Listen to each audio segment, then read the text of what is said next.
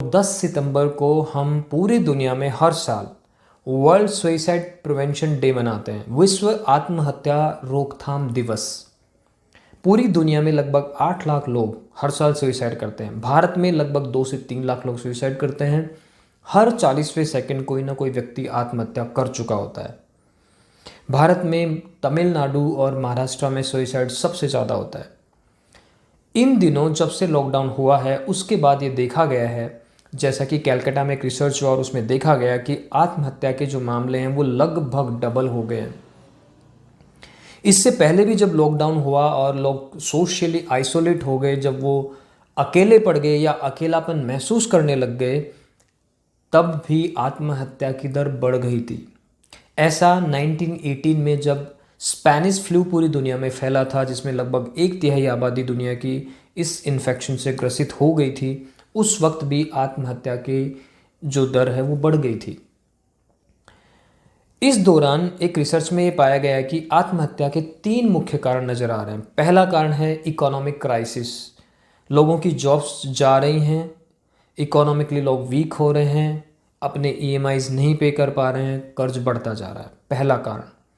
दूसरा कारण है कोरोना वायरस इन्फेक्शन का डर। ये डर लगना कि अगर ये इन्फेक्शन उनको या उनके किसी परिवार के सदस्य को हो गया तो क्या होगा। हालांकि डरने की ज़रूरत नहीं है अगर हम सारी सावधानियाँ, सारी इंस्ट्रक्शंस गवर्नमेंट के जो हैं उनको फॉलो करें तो इन्फेक्शन से बच सकते हैं। डरने से आपकी इम्यूनिटी और कम होगी, इन्फेक्शन की संभावना बढ़ेगी। डरे नहीं, सावधानियाँ रखें। तीसरा जो कारण है वो है अकेलापन। लॉकडाउन की वजह से लोग सोशली आइसोलेट हो गए, लोगों से कम मिल रहे हैं।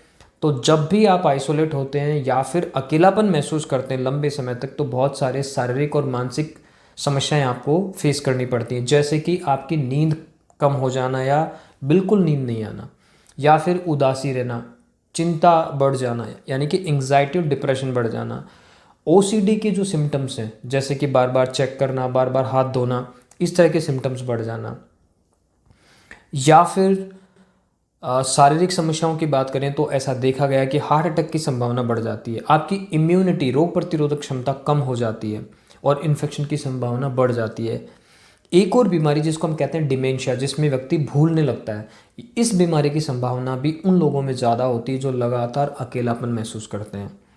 फ्रेंड्स, इस दौरान अगर आपके किसी भी फैमिली मेम्बर या अन्य सदस्यों में ये सिम्टम्स हैं, नींद का कम होना, उदासी, थकान और जिन चीज़ों में पहले इंटरेस्ट था उन चीज़ों में इंटरेस्ट का कम होना, अगर आदि सिम्टम्स हैं तो ये डिप्रेशन के लक्षण हो सकते हैं। क्योंकि जितने लोग आत्महत्या करते हैं उनमें से 80% से ज़्यादा को केवल डिप्रेशन नाम की बीमारी होती है। तो अगर हम डिप्रेशन को सही समय पर पहचान लें और उसका इलाज ले लें तो हम आत्महत्या के नंबर को काफ़ी कम कर सकते हैं।